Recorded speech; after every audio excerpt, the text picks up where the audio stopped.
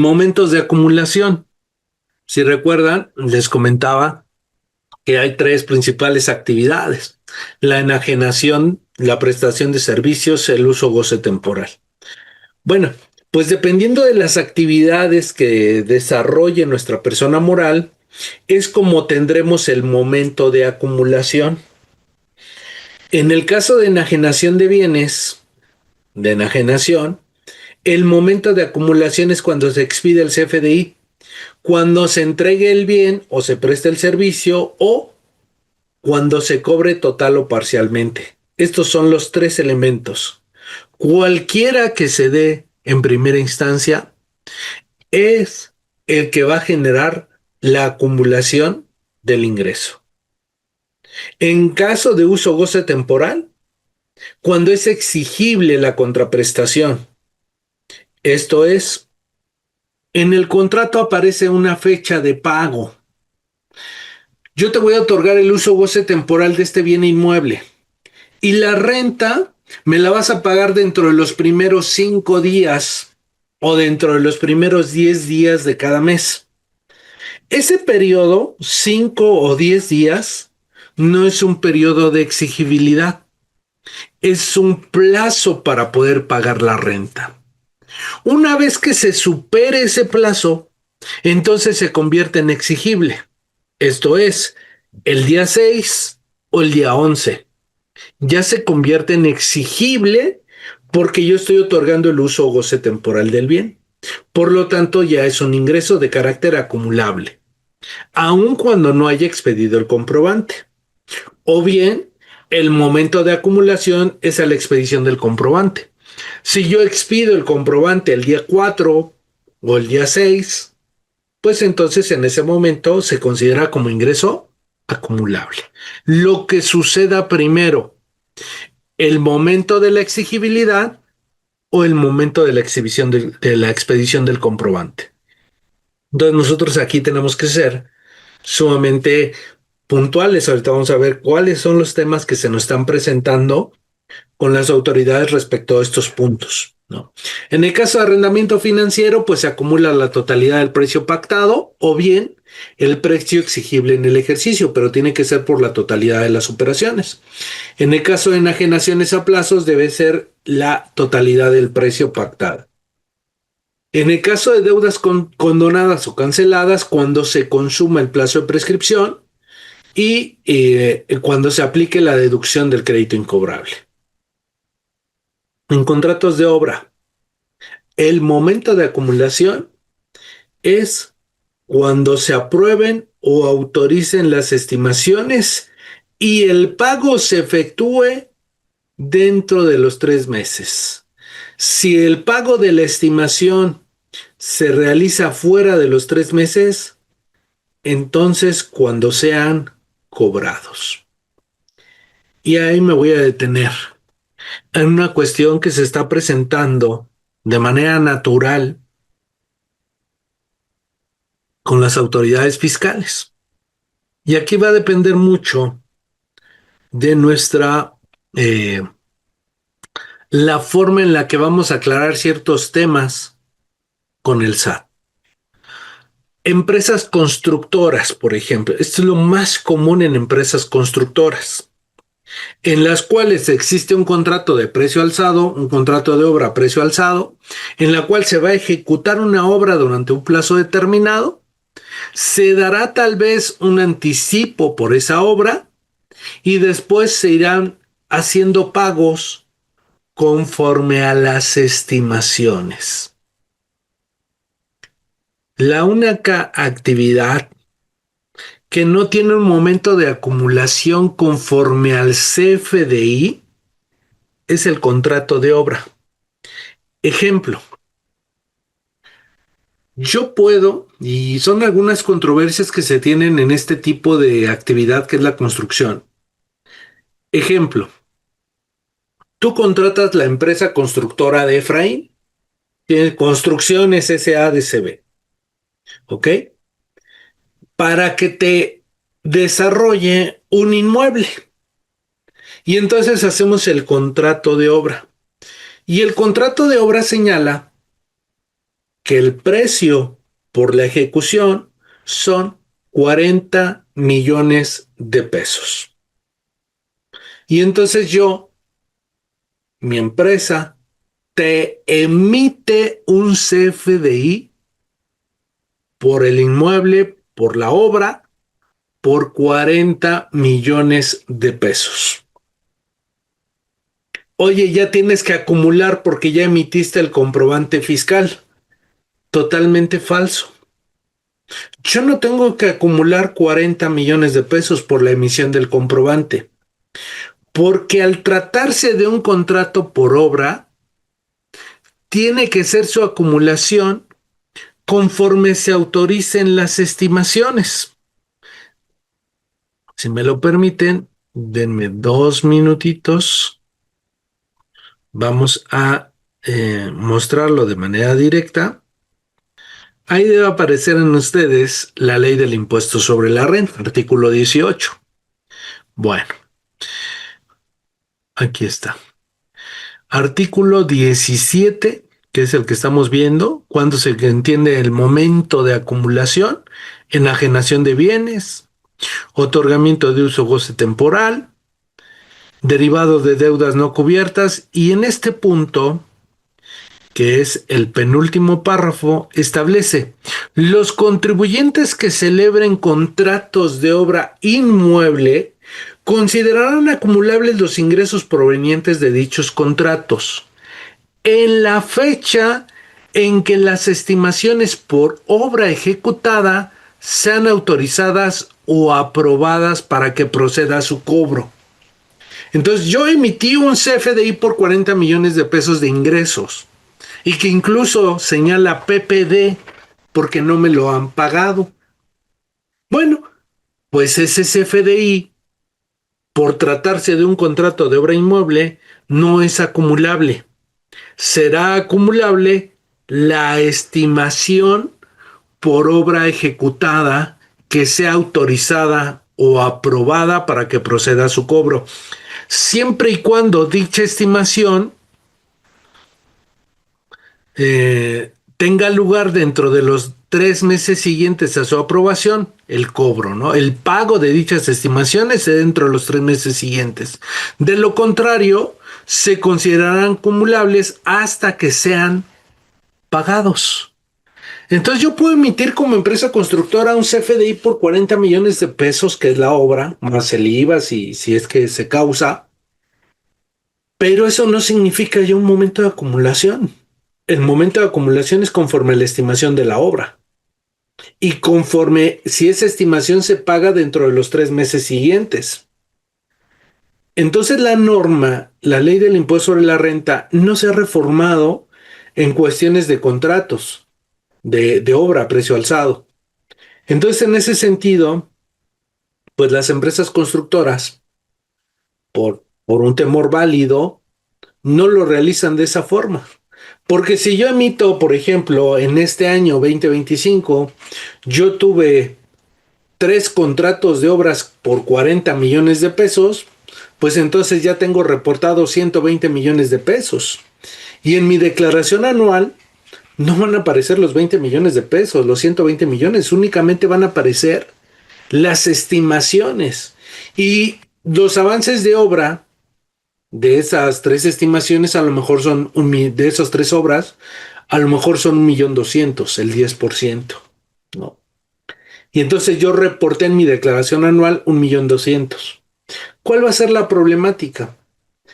Que al SAT, a la autoridad, no le va a checar.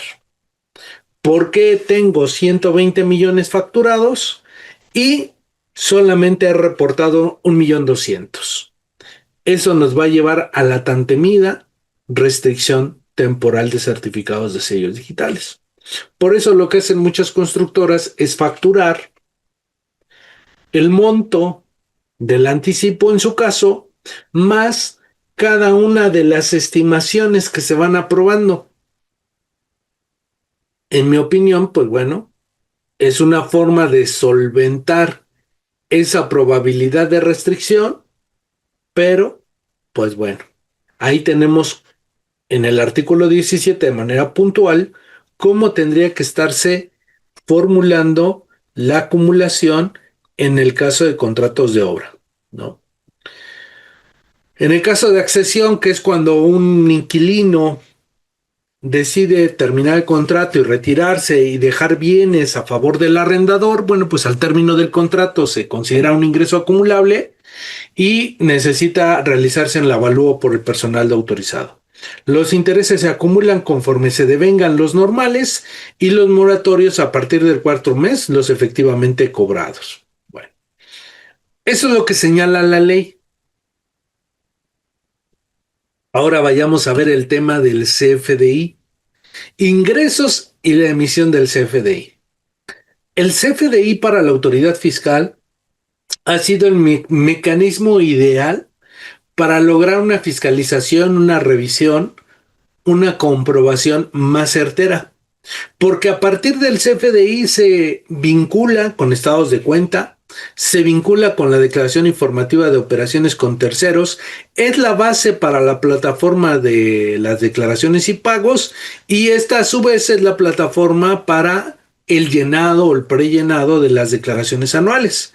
Y con base en los CFDI se formulan revisiones electrónicas.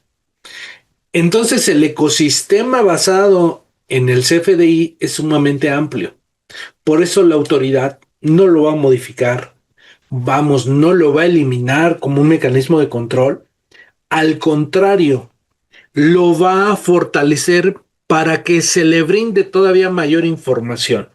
Por ejemplo, el tema de la carta aporte que empezó hace 2 años y que fue todo un boom, pues el tema era conocer, que se le informara a la autoridad fiscal todo el tipo de mercancías que están siendo trasladadas a través de territorio nacional para poder hacer un mapeo estadístico o no, pero de todo lo que se está moviendo en la República Mexicana respecto de las mercancías.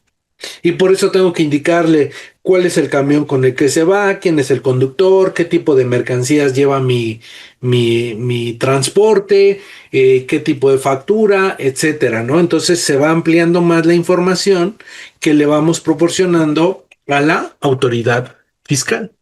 Entonces el CFDI se ha convertido en este pilar de fiscalización para la autoridad. ¿Cuál es el problema? Que la autoridad basa todo su sistema en la emisión del CFDI. Y no está mal. Hay veces en que la emisión del CFDI es el mecanismo o es la fuente de acumulación, pero hay otras en que no. Por ejemplo, tú puedes firmar el contrato en noviembre, enviar la mercancía en diciembre y facturarla en enero. En términos de la ley del impuesto sobre la renta, la acumulación va a ser al envío en el mes de diciembre y no conforme a la emisión del comprobante, porque eso ya es posterior. Ajá.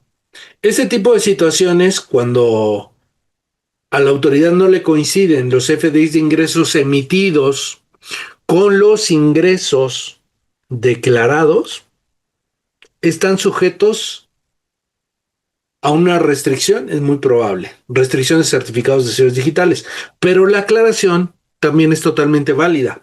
Yo tengo que acreditar que acumulé en diciembre basándome en el envío de la mercancía y por lo tanto yo no tengo que acumularlo en el mes de enero aun cuando se haya emitido. Pero ante ese temor, lo que la mayoría toma en cuenta es la emisión del comprobante, independientemente de cuándo fue el envío. Entonces aquí estamos llegando a estas alturas, que el sistema que utiliza la autoridad está por encima de lo que la ley establezca. Entonces, basándonos en esta forma de revisión, la gran mayoría de personas morales está realizando la acumulación no en función de lo marcado por la ley del impuesto sobre la renta, sino marcado en función de la fecha de emisión del comprobante fiscal. lo cual, en teoría, pues no debería ser lo correcto, pero es lo que aminora el riesgo de restricciones de certificados de sellos digitales. Siguiente punto. Una sustitución del CFDI. Primero está la emisión. Yo tengo una obligación de emitir el comprobante fiscal. Vamos a ver aquí. Ok, ahorita les comparto lo demás. La emisión del comprobante fiscal. Artículo 39 del Reglamento del Código Fiscal de la Federación. Establece claramente que el CFDI se debe de emitir dentro de las 24 horas siguientes a la realización de la operación que tenga como consecuencia la emisión del comprobante. Esto es, primero está la operación celebrada, llevada a cabo por parte del contribuyente y como su consecuencia la emisión del comprobante dentro de las 24 horas siguientes. Entonces, si partimos del principio de lo marcado por el artículo 39 del reglamento, todos los comprobantes que tú emitiste por lo menos reflejan que en las 24 horas anteriores a su emisión hay una operación celebrada, hay una operación llevada a cabo. Eso. Ahora, que la emisión conlleve, errores que se puedan subsanar, nos va a llevar a la sustitución del comprobante fiscal digital por Internet. ¿Ok? Entonces, si yo, por ejemplo, emití incorrectamente un comprobante fiscal, conforme a las disposiciones del artículo 29A del código vigentes al día de hoy, yo tengo hasta el 31 de diciembre del 2025 para sustituir y cancelar el comprobante, que es el procedimiento marcado por la resolución miscelánea en su anexo 20. Si tú vas a sustituir el comprobante fiscal, primero tienes que emitir el comprobante que sustituye y luego tienes que cancelar el comprobante que está siendo sustituido. Entonces son dos procedimientos, dos mecanismos. Primero la sustitución y luego la cancelación. ¿Ok? ¿Cuáles son las relevancias aquí? Que tu sustitución tiene que llevar el tipo de relación 04, eso es obligatorio. El tipo de relación 04 equivale a indicar sustitución de CFDIs previos. Es decir, que el comprobante que estás emitiendo no corresponde a este periodo, sino al periodo que se encuentra reflejado en el CFDI que estás relacionando y que vas a cancelar, ¿no? Entonces, por ello es trascendental que cuando tú vas a sustituir un comprobante que contiene errores,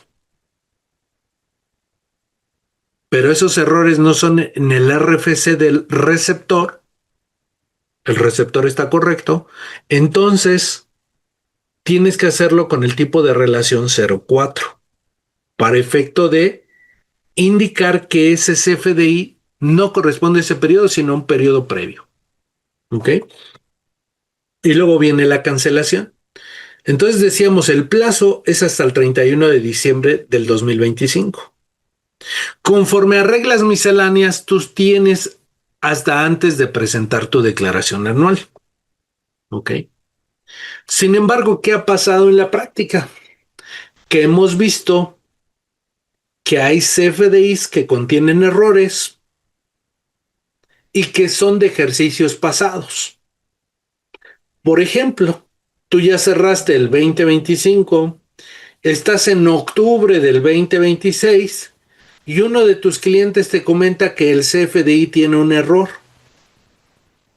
La mayoría se niega a reexpedir el comprobante por el miedo a que ya no se encuentra dentro de los meses o dentro del periodo para presentar la declaración anual, cuando no debe de haber ningún temor. ¿A qué tienen temor? A una multa. La multa es del 5% por el valor del, del CFDI, por el monto del CFDI. Bueno, la realidad es que no hay ninguna aplicación de sanción. ¿Por qué? Porque lo único que se trata es de corregir la forma. La operación se sigue manteniendo, solamente que la forma en los datos, en la descripción, en el tipo de producto se señaló algo de forma incorrecta. Lo único que hay que hacer es una sustitución de CFDI y la cancelación. ¿Cuáles son las cancelaciones que tienen riesgo? El artículo 29A del código establece que cuando se cancelen CFDIs de ingresos, los contribuyentes tienen la obligación de sustentar el. Entonces, cuando tú vas a sustituir y a cancelar, el motivo precisamente es por el error que se tiene. Y no debes de perder de vista que el artículo 2 de la Ley Federal de Derechos del Contribuyente establece el derecho a la autocorrección. Entonces, un contribuyente que se ha equivocado aplica su derecho a la autocorrección, corrige el comprobante y no tiene por qué ser sancionado.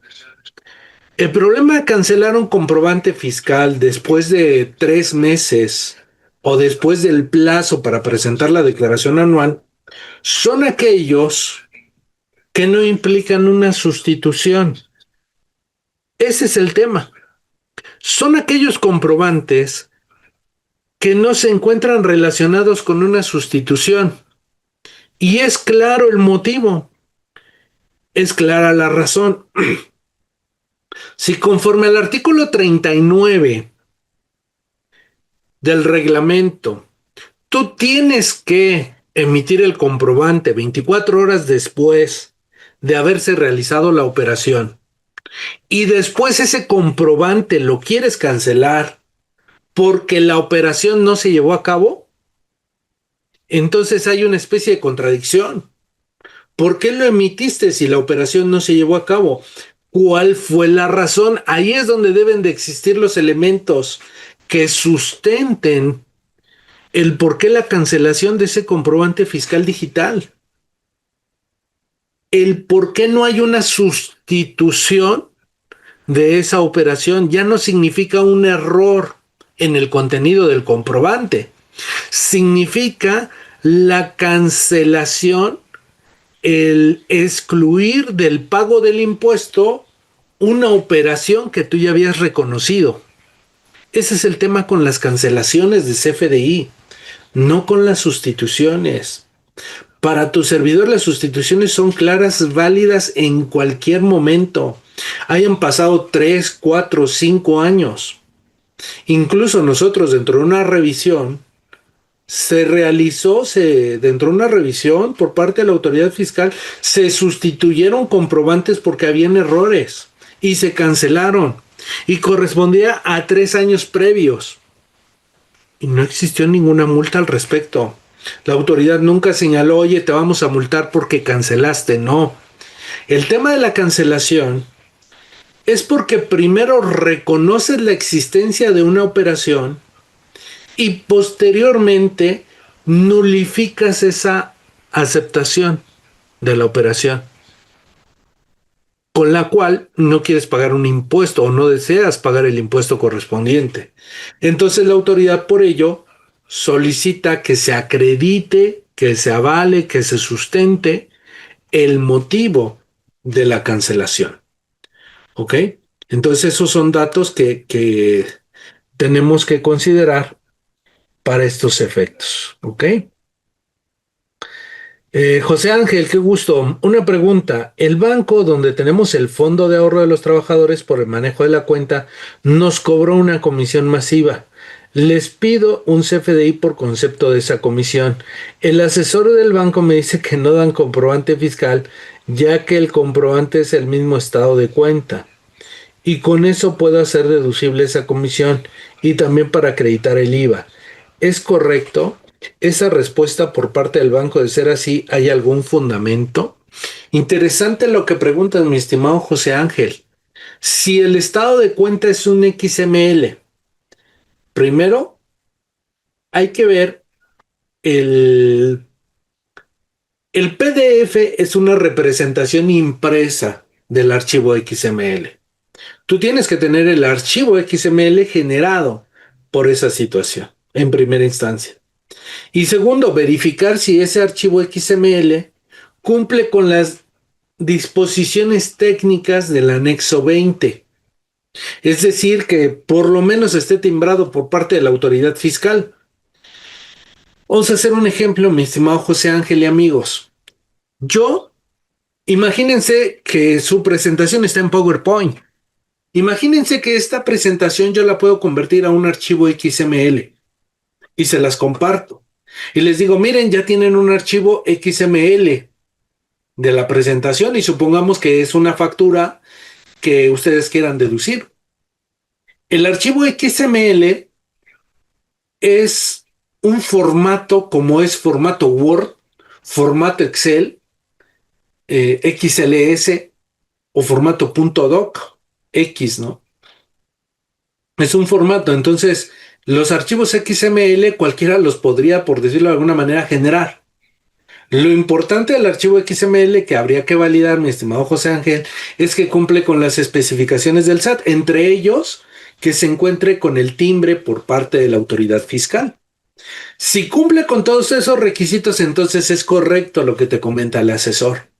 Pero si tú detectas uno no está timbrado por el SAT, no cuenta con un certificado digital o el certificado digital no aparece dentro de la plataforma del SAT o cuestiones por el estilo, entonces, aunque sea un archivo XML, no cumple con su función de ser un comprobante fiscal deducible.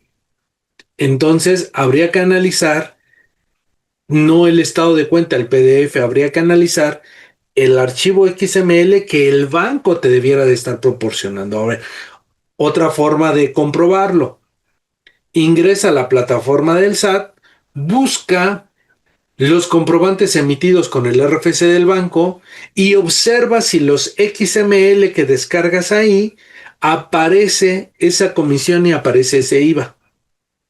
Si los tienes, entonces ya tú ya cuentas con un XML que cumple requisitos por parte del SAT y ese que descargas del repositorio, de la página, de la plataforma, es el que vas a hacer deducible. Por eso lo descargaría yo de la página del SAT y lo incorporaría a mis registros contables para darle el soporte a la deducción y al acreditamiento de esa comisión y de ese IVA. Ok, mi estimado José Ángel, espero haberte ayudado. Entonces, consúltalo directamente en la plataforma del SAT para ver si ahí ya hay un comprobante fiscal y eso será mucho más rápido. Ujú. Bien, entonces ya analizamos ahí el tema de los FDI de ingresos. Ahora voy con el tema de los FDI de egresos, de las devoluciones, descuentos y bonificaciones, ¿no? En estos casos, los FDIs de egresos se emiten porque amparan devoluciones, porque amparan descuentos. Entonces, si tú los vas a considerar como deducibles, tienen que realizarse en la declaración anual. Lo que te voy a pedir aquí es, si se trata, que clasifiques los CFDIs de egresos en estos grupos. CFDIs de egresos con motivo de devoluciones. CFDIs de egresos con motivo de descuentos. Y un último, CFDIs emitidos por aplicación de anticipos. Ya tienes los tres grandes grupos.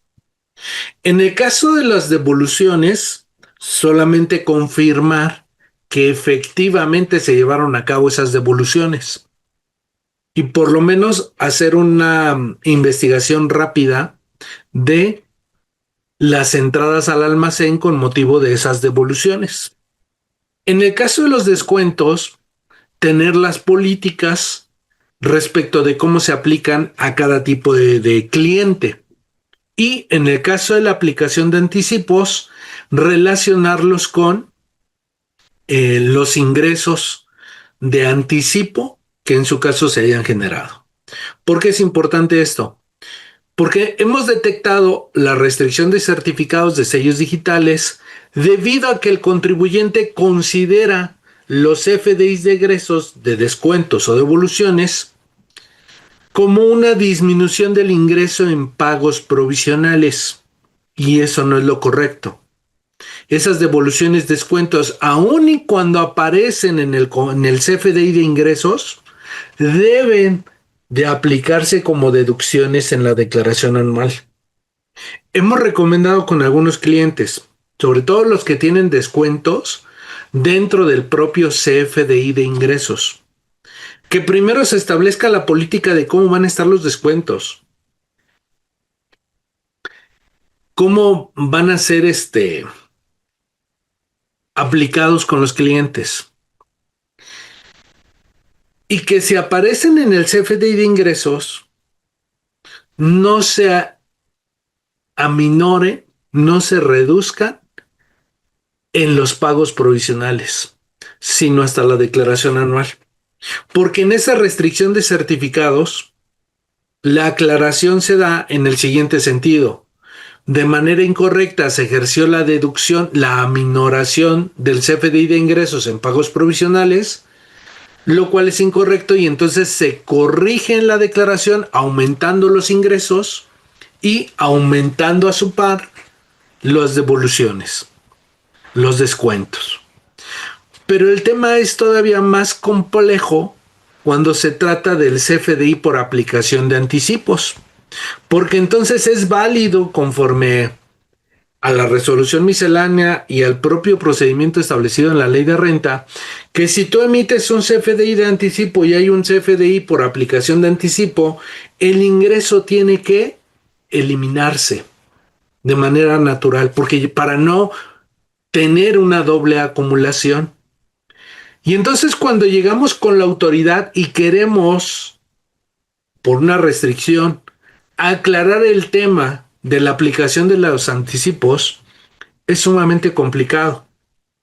Máxime que en la declaración anual desde el año pasado aparecen precargados los FDIs de anticipo, los FDI de egresos, perdón, los FDIs de egresos con motivo de devoluciones, descuentos y aplicación de anticipos.